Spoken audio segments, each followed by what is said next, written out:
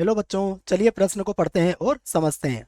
फलनों का एक्स के सापेक्ष समाकल ज्ञात कीजिए। और फलन दिया है बच्चों एक्स साइन एक्स और बटे में बच्चों हमारा कॉस की घात 2 एक्स। ठीक है बच्चों, प्रश्न को हल करने से पहले प्रश्न के लिए बच्चों हम मुख्य अवधारणा लिख लेते हैं बच्चों। ठीक है, जिसकी सहायता से हम इस प्रश्न को हल करेंगे। तो मुख्य अवधारणा में बच्चों हम प्रश्न के लिए एक सूत्र लिखेंगे जो है बच्चों खंडस समाकलन का सूत्र। ठीक है, देखो बच्चों, खंडस समाकलन का सूत्र होता है कि u गुणा v, इन दोनों का अगर हमें समाकलन करना है बच्चों तो ये होता है u v dx minus du by dx, फिर समाकलन होगा बच्चों v dx। ठीक है बच्चों, और फिर जो भी आएगा बच्चों इनका भी एक बार समाकलन हो जाएगा। ठीक है बच्चों, प्लस हम चाहें तो अभी सी लगा सकते हैं यहाँ पर। तो ये बच्चों एक सूत्र होता है खंडस समाकलन का।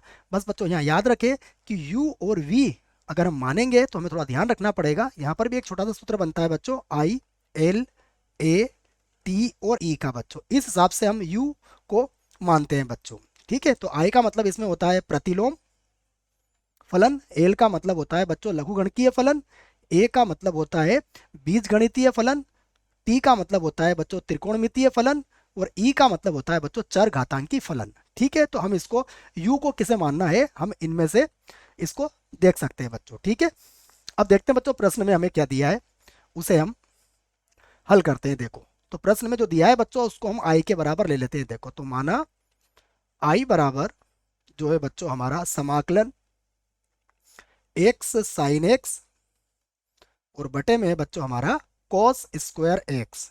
ठीक है, और डी एक्स। तो देखो बच्चों, इसे हम क्या लिख सकते हैं, ये हमारे पास है एक्स साइन एक्स और बटे में है हमारे पास कॉस स्क्वायर एक्स, तो ये हो जाएगा कॉस एक्स गुणा कॉस एक्स और डी एक्स।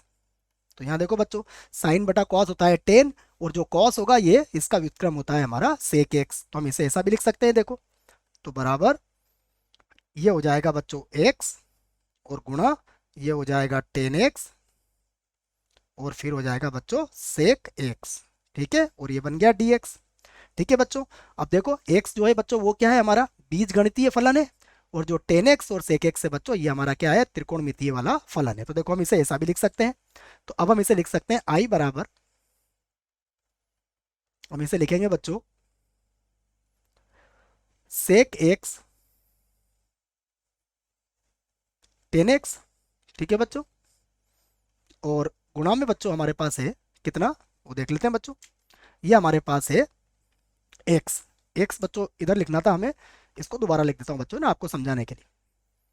इसको एक बार और लिख देते हैं बच्चों। देखो एक्स हमारे पास आगे था क्योंकि एक्स जो है वो क्या है बीज गणितीय फलन है बच्चों। ठीक है, तो उसे हम यहाँ लिख लेते हैं एक्स और गुणा में आ जाएगा बच्चों हमारे पास सेक एक्स गुणा 10x।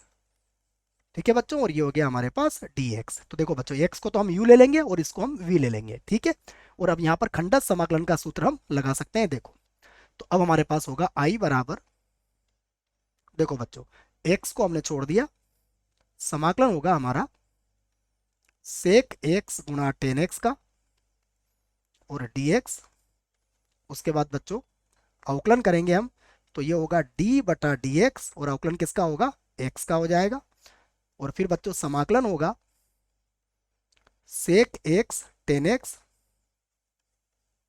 और dx का बच्चों। ठीक है, और उसके बाद जो भी बच्चों ये इनका हल करने पर आएगा उसका एक बार और हमें समाकलन करना पड़ेगा। ठीक है बच्चों, तो देखो फिर से आई बराबर ये हो गया x। अब हम जानते हैं बच्चों सेक एक्स और 10x का जो समाकलन होता है वो होता है सेक एक्स। ठीक है बच्चों, क्योंकि सेक एक्स का अवकलन ये होता है तो इसका समाकलन सेक एक्स होगा, माइनस एक्स का एक्स के सापेक्ष अवकलन कितना होगा बच्चों एक, तो इसको तो लिखने की आवश्यकता नहीं है। और सेक एक्स और 10x का जो समाकलन होता है वह होता है सेक एक्स। ठीक है बच्चों, ये लिख दिया मैंने dx। ठीक है, अब देखिए फिर से हमें सेक एक्स का भी समाकलन करना है, तो फिर से लिखता हूं बच्चों मेरे पास ये है x और ये है सेक एक्स। और सेक एक्स का देखिए बच्चों जो समाकलन होता है वो होता है log, और ये हो जाएगा बच्चों देखो सेक एक्स का समाकलन का सूत्र मैं यहाँ लिख देता हूँ। देखिए मैं लिख देता हूँ यहाँ पर कि समाकलन सेक एक्स dx। ठीक है बच्चों, इसका जो समाकलन होता है वो होता है log sec x plus 10x। ठीक है बच्चों, और प्लस सी भी आप यहाँ लगा सकते हो, मैंने सुविधा के लिए सूत्र आपको लिख दिया है। तो इसका समाकलन क्या हो जाएगा, देखो इसका समाकलन होगा sec x प्लस 10x। ठीक है बच्चों, और प्लस कितना लग जाएगा, प्लस हो जाएगा हमारे पास c। ठीक है बच्चों, तो देखो ये थोड़ा सा मिक्स हो रहा है बच्चों, तो इसको मैं यहाँ से हटा देता हूँ। ठीक है ना, मैंने लिखवा दिया है आपको, तो इसका जो समाकलन है मैंने ये लिख दिया है बच्चों। यही हमारा क्या होगा बच्चों, यही हमारे प्रश्न का उत्तर होगा। आशा करता हूँ बच्चों आपको इस प्रश्न का उत्तर समझ में आया होगा। धन्यवाद।